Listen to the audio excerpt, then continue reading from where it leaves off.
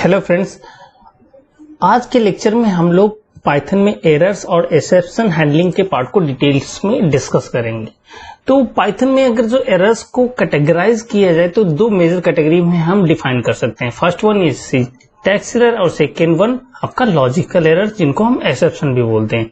Syntax error आपके क्या है, जैसे कोई भी प्रोग्रामिंग लैंग्वेज के एक प्री डिफाइंड रूल है। जैसे मान लिया अगर मैं बोलूं इंग्लिश के टर्म में या हिंदी में, तो उसके पर्टिकुलर एक ग्रामर, एक सिंटैक्स है जो आप अगर यूज करेंगे तो एक आप लॉजिकल एक सिंटैक्स एरर मिस्टेक करना अवॉइड कर सकते हैं। तो ऐसे ही अगर पाइथन में देखा जाए तो पाइथन लैंग्वेज के भी प्री डिफाइंड रूल हैं, और अगर उनको आप फॉलो नहीं करते हैं, नॉट फॉलो करते हैं, तो आपकी कौन सी एरर जनरेट होती है? सिंटैक्स एरर जनरेट होती है। ठीक है, और सिंटैक्स एरर इंक्लूड क्या क्या करती हैं, जैसे कि आपने कोई कीवर्ड मिस कर दिया हो, कीवर्ड को रॉन्ग प्लेस पे आपने इंप्लीमेंट किया है, या जो सिंबल्स हैं खासकर जैसे कॉलन हो गया, कॉमा हो गया, ब्रैकेट्स हो गए, इनको आपने प्रॉपरली यूज ना किया हो, स्पेलिंग मिस्टेक्स इन कीवर्ड्स आपने कर रखी हो, तो ये सारी चीजें सिंटैक्स एरर के इनसाइड आती हैं।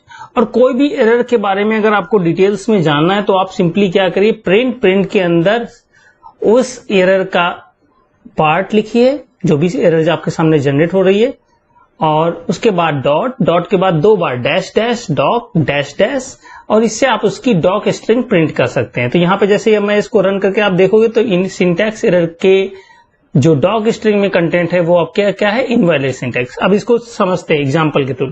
जैसे अगर यहाँ पे आप देखोगे तो मैंने इफ a लेस देन 5, अगर ये देखा जाए तो ये सिस्टमैटिकली करेक्ट नहीं है। क्यों? क्योंकि यहाँ पे आपका क्या होना चाहिए था, कॉलन होना चाहिए था, फिर उसके बाद इफ के अंदर एक कंडीशंस के बाद उसके अंदर कंटेंट होना चाहिए। तो अगर आप इसको रन करते हैं तो यहाँ पे ये आपके जो एरर जनरेट हो रही है वो कौन सी एरर है? सिंटैक्स एरर है।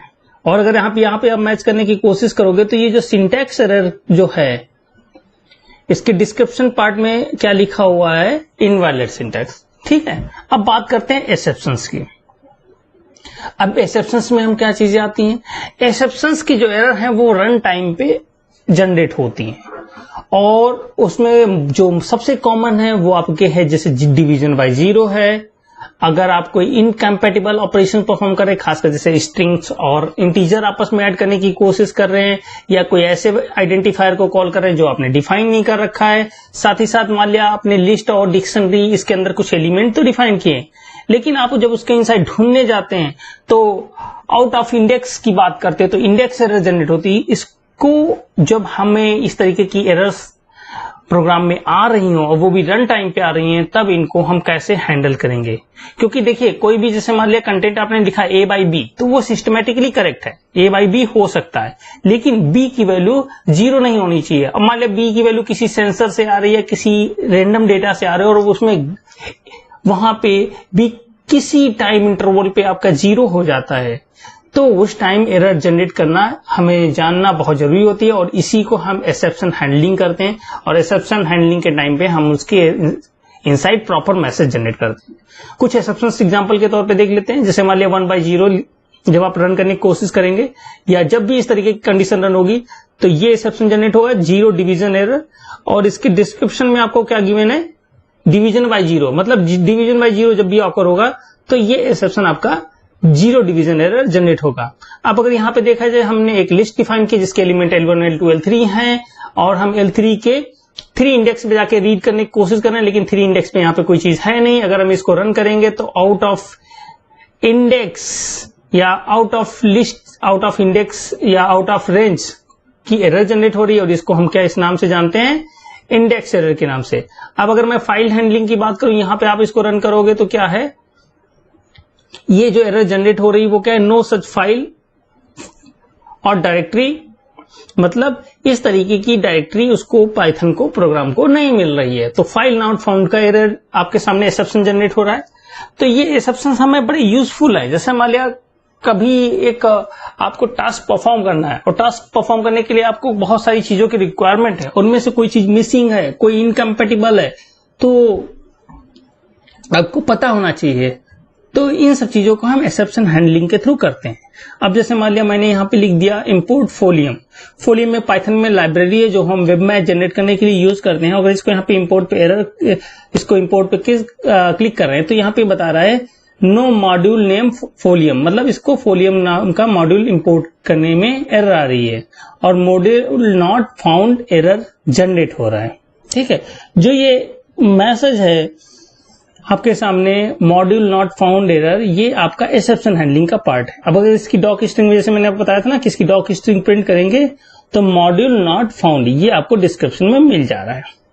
ओके, अब ऐसे एक और एग्जांपल है कि जैसे मान लिया मैंने एक डिविडेंड वेरिएबल या कह सकते हो आइडेंटिफायर डिफाइन किया जिसमें हमने फ्लोट के बाद इनपुट कमांड के बारे में मैंने आपको एक्सप्लेन कर रखा है, और फिर यहाँ पे हमने मैसेज, फिर डिविजर, फ्लोट, इनपुट, और उसके बाद हमने यहाँ पे एक टेस्ट मैसेज। अब इसके बाद हमने quotient equal to dividend divided by divisible, quotient rounded, और इसको मैथ डॉट राउंड, और उसके बाद कोसेंट। इसको अगर रन करते हैं तो देखते हैं क्या एरर आ रही है। यहाँ पे सबसे पहले क्योंकि आपने ये जो मैसेज जनरेट हो रहा है प्लीज इंटर ए मैं डिविडेंड, वो इसलिए जनरेट हो रहा है क्योंकि पहली इनपुट कमांड के इनसाइड आपने ये लिख रखा है। ठीक है, और यहाँ पे जैसे ही आप मान लिया मैंने यहाँ पे 23 पुट किया, 23.2, और इंटर बटन प्रेस करेंगे तो प्रोग्राम आपका सेकेंड लाइन पे आ जा रहा है, और सेकेंड लाइन में भी इनपुट कमांड है इसलिए टेक्स्ट बॉक्स जनरेट है, मान लिया 2.3 कर दिया। आप अगर इंटर जे बटन जनरेट करेंगे तो यहाँ पे एरर आ रही है, क्यों? Math not defined. अब यहाँ पे देखोगे कि मैथ नाम का कोई भी चीज अवेलेबल नहीं, इसलिए एरर आ रही है। तो मैथ एक्चुअली में एक मॉड्यूल है और वो मॉड्यूल यहाँ पे मिल नहीं रहा है, इसलिए इसको मैथ नॉट फाउंड का एरर जनरेट हो रहा है। तो मान लिया हम यहाँ पे इंपोर्ट मैथ कर देते हैं। अब इसको रन करेंगे तो क्या होगा, देखिएगा।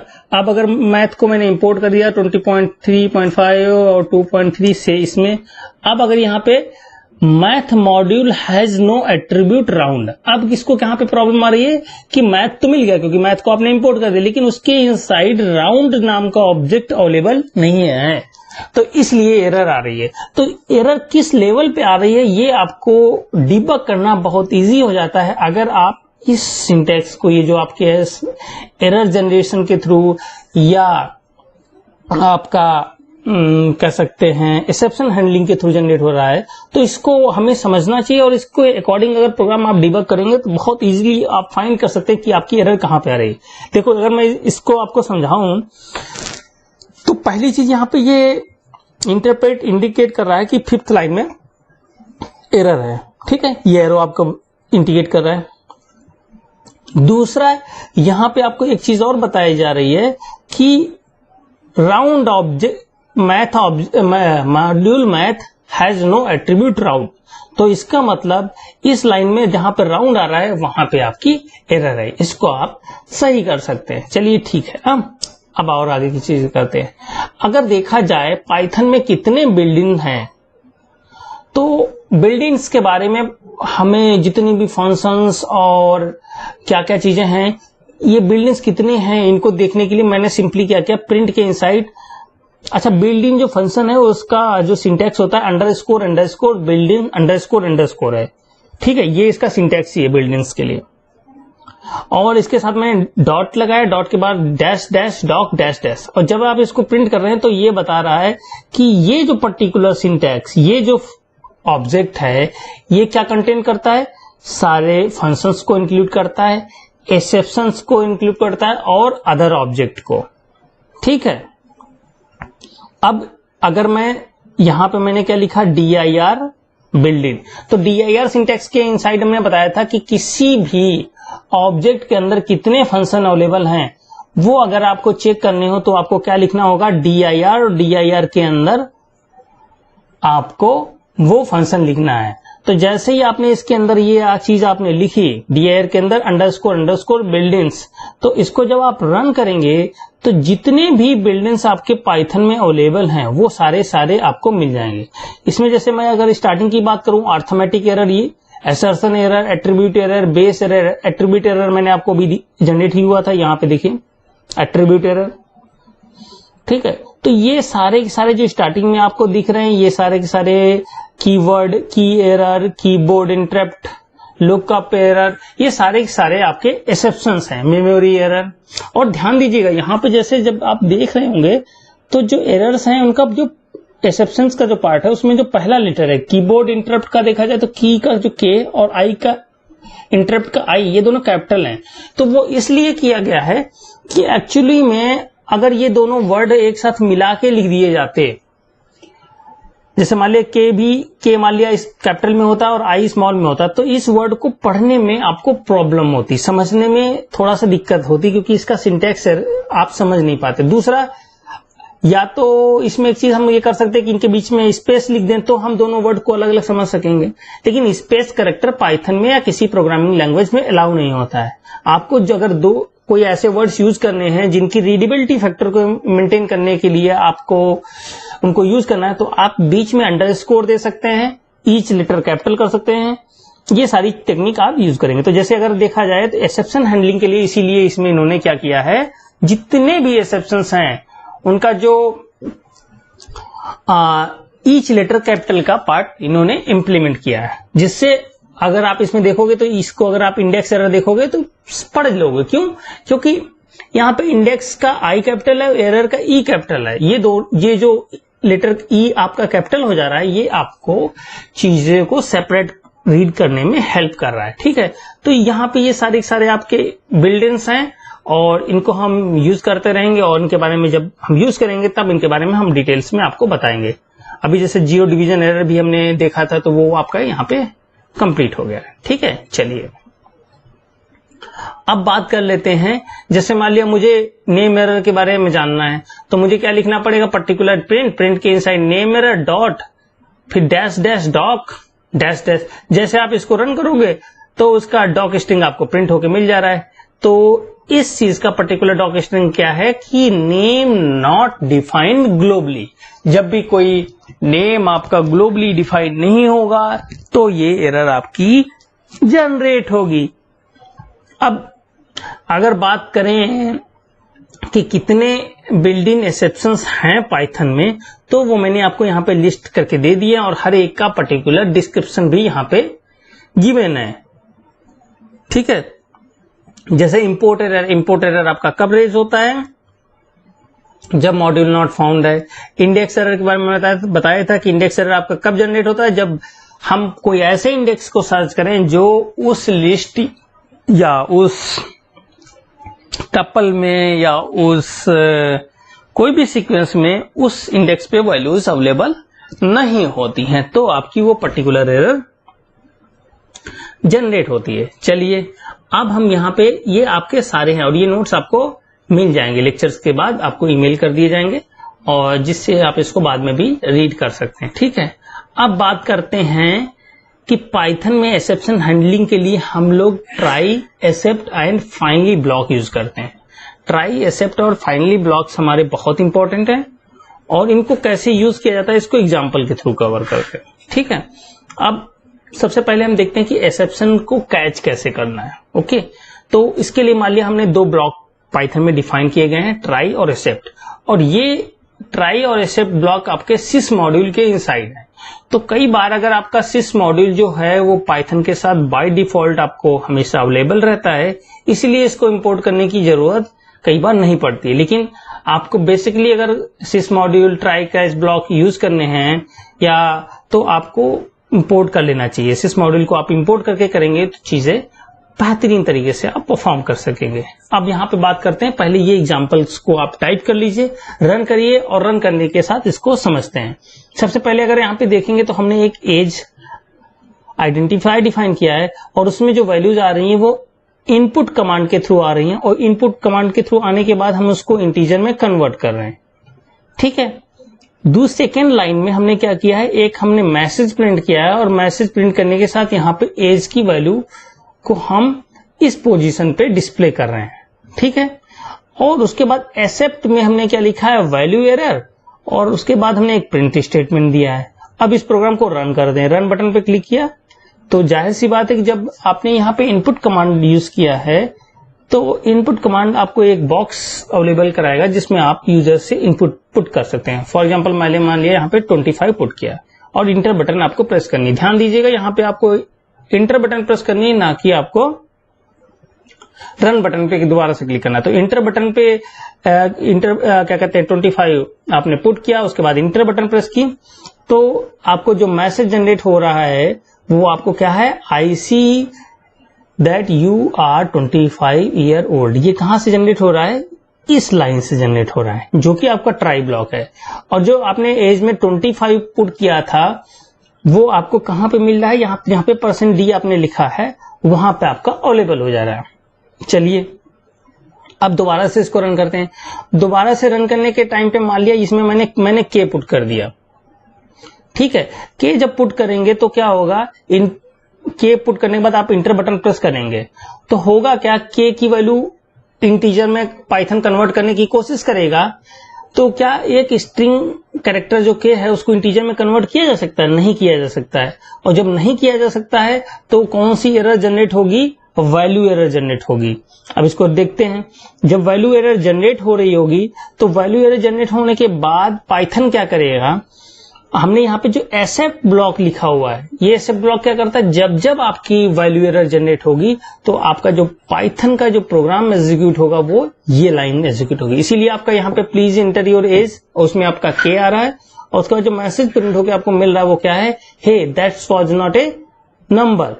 वो किस लिए आ रहा है, क्योंकि यहाँ पे जब पाइथन प्रोग्राम यूजर से जब इनपुट मिला था उसको इंटीजर में कन्वर्ट करने की कोशिश कर रहा था, तो वहां पे जो आपकी एरर जनरेट हो रही थी वो आपकी कौन सी थी, आपका जो एरर थी वो आपकी वैल्यू एरर थी। अब इसको मैं आपको यहाँ पे करके भी दिखा दे रहा हूं। जैसे मान लो हमने सिंपली ये लाइन जो है मैंने यहाँ पे कॉपी किया और यहाँ पे मैंने पुट किया। अब इसको मैं रन करता हूँ। रन करने के टाइम पे मैंने यहाँ पे मान लिया मैंने के पुट किया, के क्या होगा, INT में कन्वर्ट होने की कोशिश करेंगे और फिर एज में ले जाके हम उसको सेव करेंगे। तो यहाँ पे जब आप देखेंगे तो ये देखिए कौन सी एरर जनरेट हो रही है, वैल्यू एरर, ठीक है।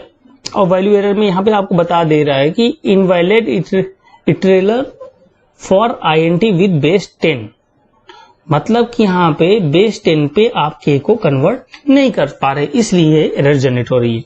तो ये जो वैल्यू एरर जनरेट थी उसको हमने प्रॉपरली एक्सेप्शंस के थ्रू हैंडल किया, और एक्सेप्शन के थ्रू हैंडल करने के बाद हमने उसके इनसाइड एक मैसेज दे दिया जो कि हमारे लिए काफी यूजफुल है। अब इस प्रोग्राम को मैं एक बार और आपको रन करके दिखा देता हूं। जैसे मान लिया इस प्रोग्राम में मैंने लिया 32 पुट किया, इंटर बटन प्रेस करेंगे तो आपका जब भी ये प्रोग्राम प्रॉपरली ये लाइन रन करने की कंडीशन में होगा तो आपका ट्राई ब्लॉक रन करेगा। लेकिन जब जब आपका वैल्यू एरर जनरेट होगा तब ये लाइन आपकी एग्जीक्यूट होगी। फॉर एग्जाम्पल फिर से इसको एक बार रन करते हैं और मान लिया इस बार मैंने 50L पुट कर दिया या 5P पुट किया और इंटर बटन प्रेस करेंगे तो इसको भी 5P आपका क्योंकि इंटीजर में कन्वर्ट नहीं होगा तो एक प्रोग्राम इनसाइड क्या कर रहा होगा, आपका एक वैल्यू एरर जनरेट हो रही है और वो वैल्यू एरर आपकी एक्सेप्ट ब्लॉक के थ्रू हैंडल करने के बाद एक हम प्रॉपर मैसेज डिस्प्ले कर रहे हैं, ठीक है। तो ये चीज है। अच्छा एक चीज और मैं आपको यहाँ पे क्लियर कर दूं कि पाइथन में एक मॉड्यूल है SYS execution info. Execution info क्या है कि कोई भी सिंटैक्स जब आप एग्जीक्यूट करते हैं तो वहां पे जो क्या कहते हैं मोस्ट रीसेंट एक्सेप्शंस जनरेट हो रहे हैं उनकी इंफॉर्मेशन को स्टैक में सेव करके रखता है। तो वो वैल्यूज हमें अगर प्रिंट करनी हो तो हम प्रिंट कमांड के साथ उसको यूज कर सकते हैं। अब जैसे यहाँ पे मैंने इंपोर्ट SYS किया, उसके बाद हमने प्रिंट के बाद हमने SYS डॉट एग्जीक्यूशन इन्फो, ये सिंटैक्स हमने इसलिए इस तरीके से लिखा है क्योंकि एग्जीक्यूशन इन्फो का जो मॉड्यूल है, जो ऑब्जेक्ट है वो आपको SYS लाइब्रेरी के इनसाइड है। अब इसकी डॉक स्ट्रिंग अगर आप प्रिंट करोगे तो डॉक स्ट्रिंग प्रिंट करने के बाद आपको जो इसका आउटपुट मिलेगा वो कुछ इस तरीके से मिल रहा है और इसको समझते हैं इसमें इसका पर्टिकुलर मीनिंग क्या है। तो यहाँ पे बताया जैसे मिल रहा है कि एजुकेशन इन्फो एक टपल है, क्या है, एक टपल है जिसमें फर्स्ट एलिमेंट क्या है आपका टाइप के बारे में बताता है, दूसरा उसके वैल्यू के बारे में बताता है और तीसरा उसके ट्रेस बैक के बारे में बताता है, ठीक है। अब इसको हम लोग एक एग्जांपल में यूज करेंगे वहां पे और इसको क्लियर करेंगे कि ये कैसे है। मान लो यहाँ पे हम एक एग्जांपल यूज करते हैं और ये अगर आप इस लेक्चर्स को देख रहे हैं तो आपको क्या करना है, अपना जुपिटर नोटबुक ओपन करके ये सारे सिंटैक्स आपको राइट करने हैं, रन बटन पे क्लिक करना है और जो ऑब्जर्वेशन पॉइंट्स हम आपको बता रहे हैं उनके अकॉर्डिंग इस प्रोग्राम को समझना है। तो सबसे पहले मान लिया यहाँ पे मैंने इंपोर्ट सिस किया, सिस मॉड्यूल हमारा इंपोर्ट हो जाएगा। फिर हमने एक लिस्ट डिफाइन की, लिस्ट के जो एलिमेंट है, पहला एलिमेंट x है, दूसरा एलिमेंट 0 है, थर्ड एलिमेंट हमारा 15 है। उसके बाद हमने फॉर लूप को यूज किया। फॉर लूप जब भी आप यूज करेंगे कोई भी लूप, तो लूप आपके हमारे कॉलन से टर्मिनेट होते हैं, ये आपको हमेशा ध्यान रखना है। और लूप में हमने यहाँ पे LST लिखा है, LST के अंदर अगर हमें रीड करना है तो हमने इन ऑपरेटर को कॉल किया। इन ऑपरेटर के बाद हम जो रीड करने के बाद जो इन्फॉर्मेशन मिल रही है उसको हम ELE में सेव कर रहे हैं। अब ELE में सेव करने के बाद हमने यहाँ पे दो ब्लॉक डिफाइन किए हैं, try and except. Try block में जो हमें प्रोग्राम रन करना होता है वो हम ट्राई ब्लॉक में रखते हैं, और जो हम चाहते हैं कि अगर इनकेस प्रोग्राम में कोई एरर्स जनरेट हो और एरर्स के टाइम पे आप कोई कोड आप सीक्वेंस रन करना चाहते हैं या आप कोई मैसेज जनरेट करना चाहते हैं तो वो आप एक्सेप्ट ब्लॉक में डिफाइन करेंगे। तो अगर देखा जाए ट्राई ब्लॉक में हमने क्या किया, सबसे पहले हमने एक लाइन प्रिंट की है। लाइन प्रिंट में हम अगर देखें तो ये पार्ट क्या है, आपका स्ट्रिंग है, कॉमा करके आपने ELE की इंफॉर्मेशन प्रिंट कर रहे हैं। और उसके बाद आप एक टास्क परफॉर्म कर रहे हैं, क्या कर रहे हैं, 1 से डिवाइड कर रहे हैं किसको, ELE में जो कंटेंट है उसको पहले इंटीजर में कन्वर्ट कर रहे हैं और फिर उसके बाद 1 से डिवाइड कर रहे हैं। ठीक है, अब अगर यहां पे देखा जाए तो 1 से यहां पे ELE में पहली बार x आएगा। x को अगर इंटीजर में कन्वर्ट करने की कोशिश करेंगे तो एरर जनरेट होगी, जैसा कि अभी हम ऊपर कर रहे थे। एज में अगर हमने k पुट कर दिया था और उसको इंटीजर में कन्वर्ट कर रहे थे तो आपकी कौन सी एरर जनरेट हो रही थी, वैल्यू एरर जनरेट हो रही थी। ऐसे अगर देखा जाए दूसरे टाइम में इन ऑपरेटर लिस्ट से क्या रीड करेगा, 0 को रीड करेगा, 0 ELE में सेव होगा और यहाँ पे देखा जाए 0 को इंटीजर में कन्वर्ट करने की कोशिश की जाएगी, कन्वर्ट हो जाएगा। 1/0 होगा तब भी एक एक्सेप्शन जनरेट होगा, वो क्या होगा, 0 डिवीजन एरर का एक्सेप्शन हैंडल होगा। और जब 0 डिवीजन एरर होगी तो कहीं ना कहीं एक्सेप्ट ब्लॉक रन करेगा।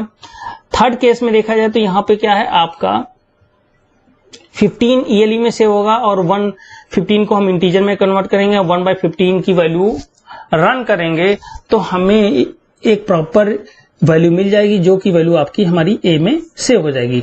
चीजें बहुत इजी हैं। अब इसको मैं रन करते हैं। रन करने के टाइम पे अगर आप देखोगे तो जो इसका आपको आउटपुट दिख रहा है वो कुछ इस तरीके से दिख रहा है। पहली line, the element of list x, क्यों, क्योंकि ये लाइन प्रिंट हो रही है और पहला एलिमेंट जो ELE में x आया। और उसके बाद क्योंकि वैल्यू एरर जनरेट हो जाएगी, क्यों, क्योंकि इंटीजर में हम x को कन्वर्ट नहीं कर पा रहे हैं, तो ये जो लाइन है वो कहां से जनरेट हो रही, वो आपकी जनरेट हो रही एक्सेप्ट ब्लॉक से। एक्सेप्ट ब्लॉक के सामने अगर देखा जाए तो यहाँ पे हमने कोई भी एरर का टाइप नहीं डिफाइन किया है। यहाँ पे एरर के अगर आप टाइप नहीं डिफाइन करते हैं तो एक्सेप्ट ब्लॉक जब जब एरर जनरेट होगी तब तब ये ब्लॉक आपका रन करेगा। मैटर नहीं करता कि आपकी कौन सी टाइप की एरर जनरेट हो रही है, लेकिन कोई भी एरर अगर जनरेट होगी तो ये एक्सेप्ट ब्लॉक रन करेगा। एज कंपेयर अगर प्रीवियस एग्जांपल की बात करें तो यहाँ पे आपका एक्सेप्ट ब्लॉक तब रन कर रहा था जब यहाँ पे हम वैल्यू एरर को जनरेट कर रहे थे या वैल्यू एरर किसी भी तरीके से प्रोग्राम में जनरेट हो रही थी, तभी हमारा ये एक्सेप्ट ब्लॉक रन कर रहा था।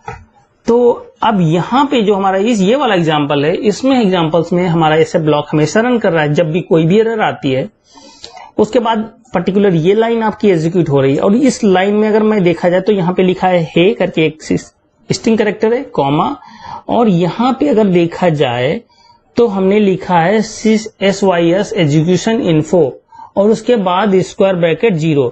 तो मैंने बताया था कि आपका ये जो सिस्टम एग्जीक्यूशन इन्फो ये आपका एक टपल जनरेट करता है। टपल क्या, ये वाला टपल जिसमें 0 इंडेक्स पे टाइप है, 1 इंडेक्स पे वैल्यू है और सेकेंड इंडेक्स पे आपका ट्रेस बैक अवेलेबल है। तो अगर यहाँ पे मैं ऐसा करता हूँ, यहाँ पे मैं कॉलन पुट कर दे रहा हूँ, कॉलन पुट करके इसको रन करते हैं।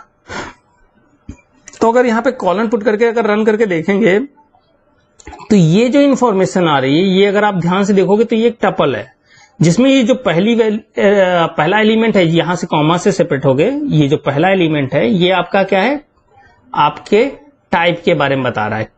ठीक है, जो ये मैंने बताया था ना टाइप। दूसरा जो एलिमेंट है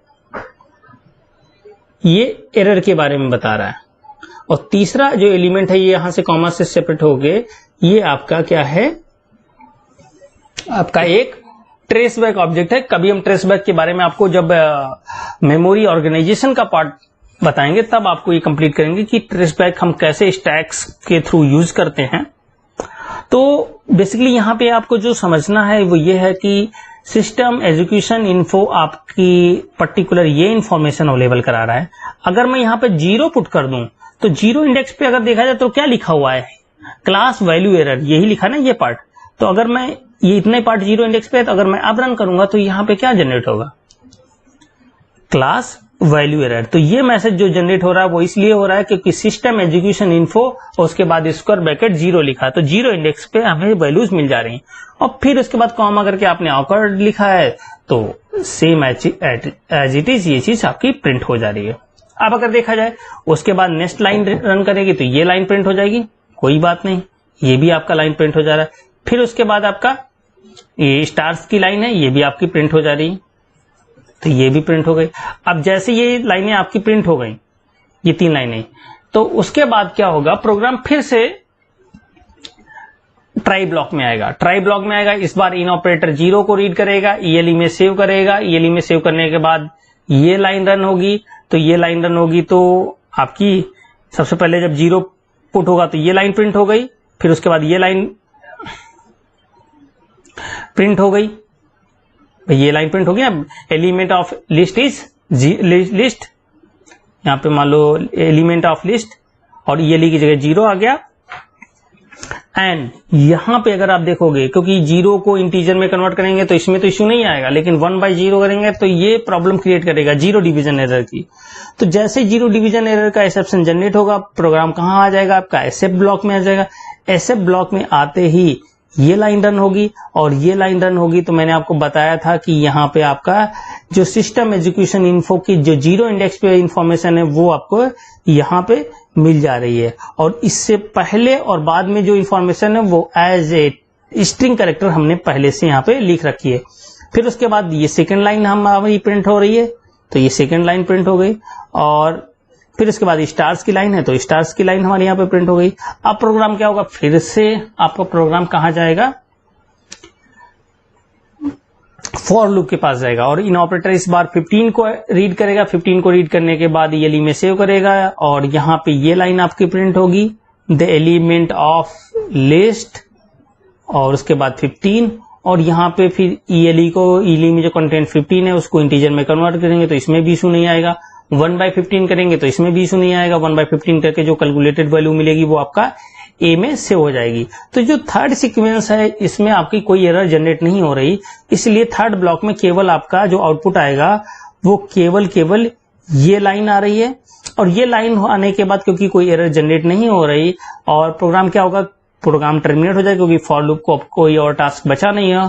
तो लास्ट में ये लाइन रन होगी और यहाँ पे क्या है, रेसिप्रोकल ऑफ 15, जो कि ईएलई में सबसे लास्ट इंफॉर्मेशन क्या है, 15 है। द रेसिप्रोकल ऑफ 15 या ईएलई इज ए की वैल्यू आपको मिल जाएगी। तो ये आपका मैसेज जनरेट हो जा रहा है। तो इस तरीके से हम जब पाइथन में प्रोग्रामिंग करते हैं तो जितनी भी ऐसी सिचुएशंस जो हमें लगता है जहां पे कोई प्रॉब्लम या एरर्स जनरेट हो सकती है उनको हम एसएफ ब्लॉक के थ्रू कवर करेंगे और उसके अकॉर्डिंग पर्टिकुलर टास्क डिफाइन करेंगे। लेकिन इस प्रोग्राम में हम लोगों ने क्या किया है कि एक एसएफ ब्लॉक डिफाइन किया है जो कि हर एरर पे जनरेट हो रहा है।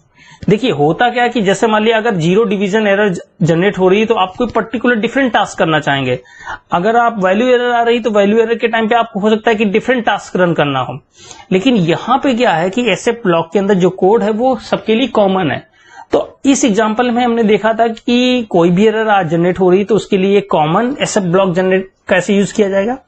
नेक्स्ट एग्जांपल में हम लोग कवर करेंगे कि अगर जितनी भी डिफरेंट टाइप की एरर्स अगर जनरेट हो रही हैं तो उसके इनसाइड डिफरेंट टास्क के लिए जो एसएफ ब्लॉक हैं वो हम डिफरेंट यूज करेंगे। ठीक है, तो उस एग्जांपल पे चलते हैं। अब सेम ही एग्जांपल है, बिल्कुल सिमिलर है, लेकिन अगर यहां पे आप देखोगे तो जो हमारे एसएफ ब्लॉक है हमने 3 एसएफ ब्लॉक यूज किए हैं। क्यों? क्योंकि जो पॉसिबिलिटीज है वो 3 डिफरेंट टाइप की एरर्स के जनरेट होने की चांसेस हैं। तो जितने एरर आने के चांसेस है उतने आपने एसएफ ब्लॉक्स जनरेट किया और उसके अकॉर्डिंग आपने टास्क डिफाइन किया।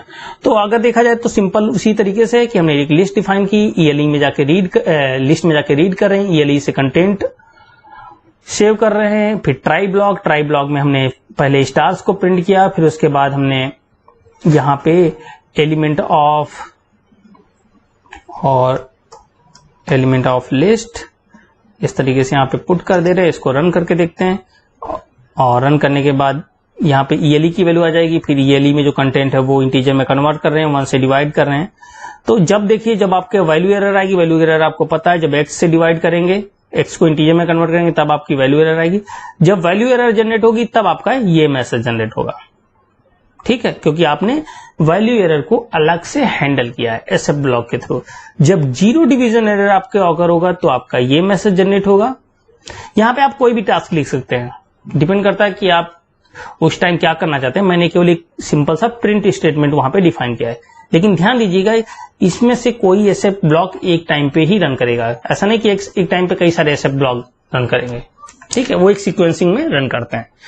और ये जो SF ब्लॉक हमने डिफाइन किया इसमें हमने कोई एरर नहीं डिफाइन किए। तो वैल्यू एरर और 0 डिवीजन एरर के अलावा अगर कोई भी एरर आएगी, कोई भी इससे डिफरेंट एरर आती, तो आपका ये प्रोग्राम ये लाइन ऑफ कोड रन करेगा, ठीक है। तो इसको समझ लेते हैं। जैसे the element of list is x, this is a value error. बिल्कुल क्लियर है, अच्छी सी बात भी यहाँ पे क्लियर हो जा रही है, क्योंकि जो लिस्ट में जो एलिमेंट आपका है x वो वैल्यू एरर जनरेट कर रहा है। The element of list is 0 और दिस इज ए 0 एरर।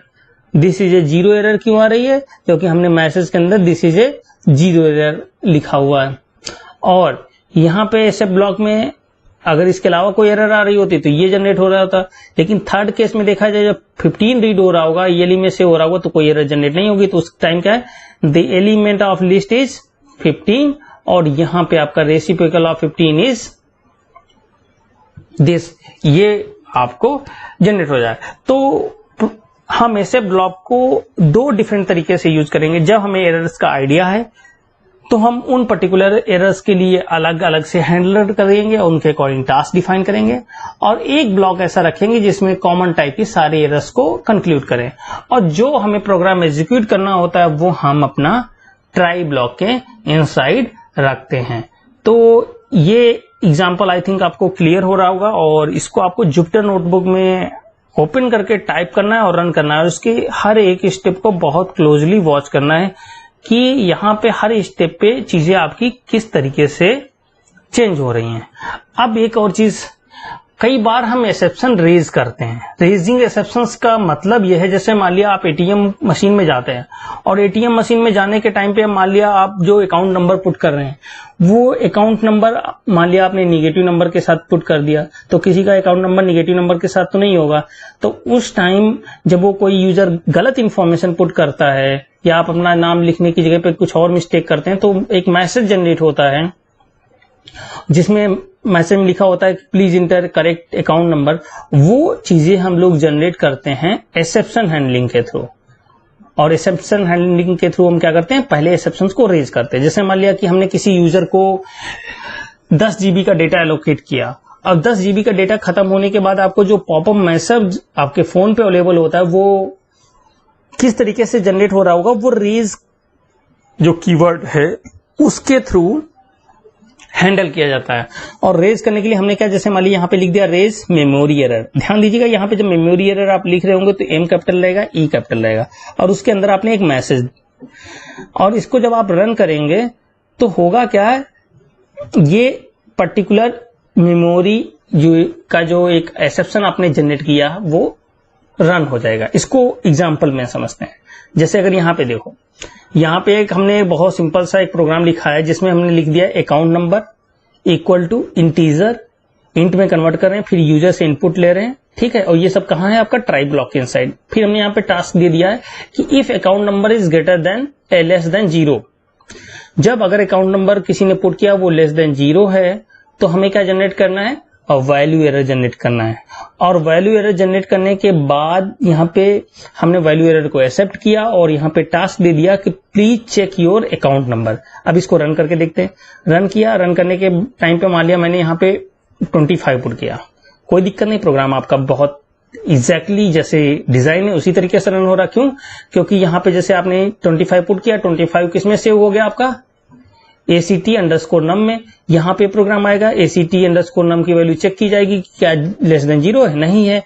जब नहीं है तो ये एरर आपकी रेस नहीं होगी। जब ये एरर रेस नहीं होगी तो एसएफ ब्लॉक आपका रन नहीं करेगा। जब एसएफ ब्लॉक रन नहीं करेगा तो ये प्रिंट स्टेटमेंट आपका रन नहीं करेगा। अब आते हैं यहाँ पे, अगर मैं इसको दोबारा से रन करूं और मान लिया रन करने के टाइम पे मैं -56 लिख दूं, लेकिन जब -56 लिख रहे होंगे तो क्या होगा, -56 ACT_num में से हो रहा है। फिर उसके बाद यहाँ पे अगर देखा जाए तो ACT_num में जो -56 है उसको 0 के साथ कंपेयर कर रहे हैं। कंडीशन क्या हो जा रही है, ट्रू हो जा रही। कंडीशन ट्रू हो जा रही तो इफ के अंदर जो ये कंटेंट आपने लिख रखा है ये रन करेगा। ये कंटेंट आपका क्या है कि रेज करेंगे हम वैल्यू एरर, और वैल्यू एरर को रेज करने के बाद आपने एक्सेप्ट ब्लॉक डिफाइन किया। एक्सेप्ट ब्लॉक में आपने वैल्यू एरर को एक्सेप्ट किया है और उसके बाद आपने एक टास्क प्रिंट किया है, क्या, please check your account number. तो जैसे इसीलिए जब -56 आप पुट कर रहे हैं तो आपका जो मैसेज प्रिंट हो रहा है, टास्क हो रहा है, please check your account number. ठीक है, तो ये चीजें हैं, इस तरीके से हम इसको यहां पे लिख सकते हैं। इसको एक डिफरेंट मेथड से भी कर सकते हैं। डिफरेंट मेथड में यहां पे जब हम वैल्यू एरर रेज कर रहे हैं तो वैल्यू एरर रेज करने के टाइम पे हम यहां पे एक मैसेज भी डिफाइन कर सकते हैं। देखिए पहले में हमने क्या केवल वैल्यू एरर रेज किया था, लेकिन यहां पे जब वैल्यू एरर रेज कर रहे हैं तो इसके इनसाइड हमने डॉक क्या कहते हैं एज ए स्ट्रिंग हमने एक मैसेज दिया है, error you have inter negative number. ठीक है, अब इसके बाद यहाँ पे एक्सेप्ट ब्लॉक है उसमें भी थोड़ा सा चेंजेस किए हैं। वहां पे थोड़ा सा चेंजेस में हमने क्या किया, हमने एक्सेप्ट किया है वैल्यू एरर एस ERR, और उसके बाद जब प्रिंट ERR करेंगे तो इस प्रोग्राम को अगर मैं रन करूं तो रन करने के टाइम पे अगर मैंने मान लिया 58 कर दिया तो ये प्रोग्राम पॉजिटिव नंबर के लिए तो सेम रन कर रहा है। लेकिन अगर -6 मैंने पुट किया तब यहाँ पे देखने लायक है इसमें, क्योंकि एक चेंजेस हो रहा है। वो चेंजेस आपका क्या है, वो चेंजेस ये है कि जब -6 आप पुट कर रहे हैं तो वैल्यू एरर तो रेस हो रही है, लेकिन वैल्यू एरर रेस होने के बाद हम इस वैल्यू एरर को हैंडल कर रहे हैं एज ERR, और जब प्रिंट ERR करते हैं तो जो ये वैल्यू एरर के अंदर इनसाइड आपने स्ट्रिंग में जो कंटेंट लिखा हुआ था वो प्रिंट होता है। ठीक है, तो आप अगर कोई मैसेज इस तरीके से प्रिंट करना चाहते हैं तो भी कर सकते हैं, या वैल्यू एरर के साथ ही उसी टाइम अगर आप कोई एरर मैसेज जनरेट करके डिस्प्ले करना चाहते हैं तो वो भी आपके पास ऑप्शन अवेलेबल है। अब एक और एग्जांपल देख लेते हैं, थोड़ा सा कॉम्प्लिकेटेड एग्जांपल है इनपुट कमांड के साथ। क्योंकि देखिए जैसे कई बार होता है कि आप कोई फॉर एग्जांपल आप अपना नाम कहीं पे पुट करते हैं, जैसे मान लिया गूगल पे अपना पासवर्ड डालते हैं और आपका पासवर्ड मैच नहीं करता है, तो पासवर्ड मैच होने के बाद ऐसा नहीं कि गूगल का पेज आपका चलना बंद कर देता है, वो फिर मैसेज क्या करता है, प्लीज इंटर करेक्ट पासवर्ड, और वहां पे पासवर्ड वाली जो विंडो है वो ओपन रहती है।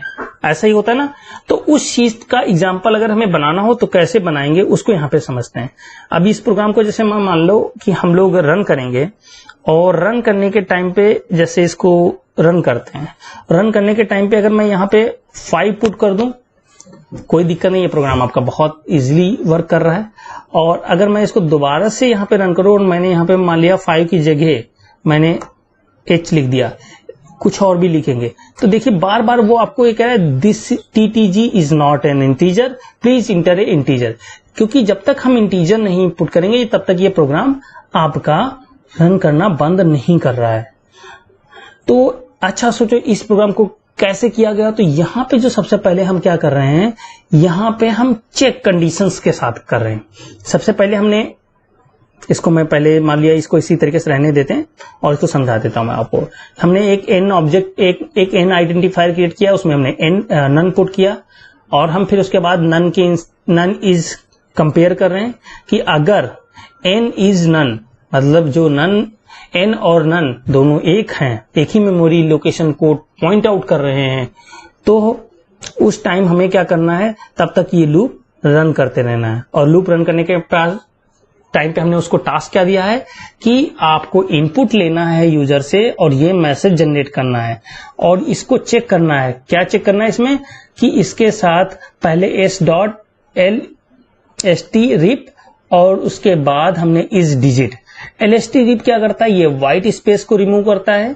दूसरा इज डिजिट क्या करता है, उसमें चेक करता है कि उसमें डिजिट सारी जो कंटेंट है, लेटर्स हैं, वो डिजिट हैं कि नहीं। अगर डिजिट हैं तभी ये आपका ट्रू होगा, और अगर ये ट्रू होगा तो हम क्या कर रहे हैं, एस के कंटेंट को हम क्या कर रहे हैं, इंटीजर में कन्वर्ट कर दे रहे हैं और एन में सेव कर दे रहे हैं। जैसे मान लिया, अगर मान लिया यहाँ पे यूजर ने पुट किया 25 को हम 25 के साथ हम एस डॉट स्ट्रिप करेंगे तो 25 के आगे पीछे जितना भी आपने स्पेस लगाया होगा आगे, वो आपका रिमूव हो जाएगा। इस डिजिट से क्या चेक किया जाएगा कि 25 में सारे जो 2 और 5 वो डिजिट हैं, हाँ डिजिट हैं।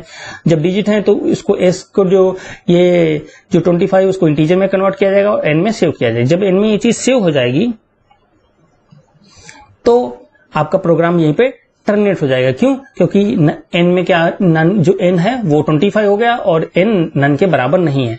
अच्छा, इन केस अगर आपने यूजर ने पुट किया, यहाँ पे मान लिया ये कमांड रन हुई और यूजर ने पुट किया, जैसे मान लिया मैंने के पुट किया, के पुट करने के बाद जब इंटर बटन प्रेस करेंगे तो हो क्या रहा होगा कि के की वैल्यू एस में जा रही, एस में जाने के बाद यहाँ पे इस डिजिट का जो सिंटैक्स चेक किया जा रहा है तो पता चल रहा है कि एस में डिजिट्स नहीं है। जब डिजिट नहीं है तो उस टाइम क्या करेगा, ये लूप तो फॉल हो गया, तो जब ये फॉल्स हो गया तो आपका ये लाइन रन नहीं करेगी, और ये लाइन रन नहीं करेगी, केवल क्या होगा, एल्स वाला पार्ट रन करेगा। और एल्स वाले पार्ट में आपने क्या लिखा हुआ है कि यहाँ पे हम एस की वैल्यू यहाँ पे दिखा रहे हैं, इज नॉट एन इंटीजर। तो ये मैसेज आपका जनरेट हो रहा कि इज नॉट एन इंटीजर।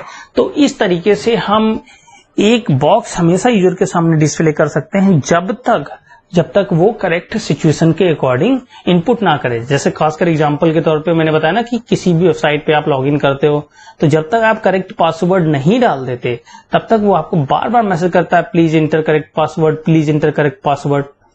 ठीक है, तो उस तरीके के टास्क जो हैं वो इसी तरीके के कोड से डिजाइन किए जाते हैं। इसको आपको समझना है और अपने में प्रैक्टिस करनी है। अच्छा, ये चीज मैंने आपको चेक कंडीशंस के साथ हमने बता दिया कि व्हाइल और एल्स और इफ के कॉम्बिनेशन से, लेकिन अगर इसको हम एक्सेप्शन हैंडलिंग के थ्रू करना चाहें तो कैसे करेंगे। एक्सेप्शन हैंडलिंग के थ्रू करने के लिए हमें जो प्रोग्राम है वो कुछ हमारा इस तरीके से होगा। हमने सिंपल एक ऑब्जेक्ट डिफाइन किया, एक वेरिएबल आइडेंटिफाई कर सकते हो, और उसमें हमने नन पुट किया। फिर से हमने व्हाइल लूप को कॉल किया, व्हाइल में हम एन और नन को कंपेयर कर रहे हैं, और उसके बाद हम यहाँ पे क्या कह रहे हैं, ट्राई ब्लॉक को हमने कॉल किया। ट्राई ब्लॉक में हमने सिंटैक्स लिखा है कि ये लाइन हमें रन करनी है, फिर उसको हमें इसमें जो कंटेंट है वो इंटीजर में कन्वर्ट करना है। लेकिन अगर इंटीजर में कन्वर्ट करने के टाइम पे जो एरर्स आ जा रही हैं उसको हमने एक्सेप्ट ब्लॉक में एरर वैल्यू एरर के तरीके से लिख दिया और वहां पे हमने मैसेज जनरेट कर दिया। तो जब जब ये इंटीजर में कन्वर्ट करने में इश्यू होगा या वैल्यू एरर जनरेट होंगी तब तक केवल कौन सा पार्ट रन करेगा, ये रन करता रहेगा। और क्योंकि ये ट्राई एंड एक्सेप्ट ब्लॉक आपका किसके इनसाइड है, व्हाइल के इनसाइड है, तो आपका ये व्हाइल तब तक रन करता रहेगा जब तक आप करेक्ट इनपुट नहीं कर देंगे। इसको मैं रन करके आपको दिखा देता हूं। तो यहाँ पे आप अगर रन करके देखेंगे तो मैंने यहाँ पे क्या पुट किया, मान लिया हमने 5 पुट किया तो आपका बिल्कुल एग्जैक्टली रन कर जाएगा। क्यों? क्योंकि इनपुट कमांड के थ्रू एस में क्या चला गया, 5 को अगर आप इंटीजर में कन्वर्ट करोगे डेफिनेटली 5 इंटीजर में कन्वर्ट हो जाएगा। जब कन्वर्ट हो जाएगा तो कोई इशू नहीं, क्योंकि एन में 5 आ गया तो आपका फॉर लूप व्हाइल लूप आपका टर्मिनेट हो गया। लेकिन इन केस अगर मैं इसको रन करूं, रन करने के टाइम पे मैंने के पुट करने के बाद अगर आप देखोगे तो ये कुछ भी पुट करो लेकिन ये आपका प्रोग्राम नहीं रन करेगा। क्यों?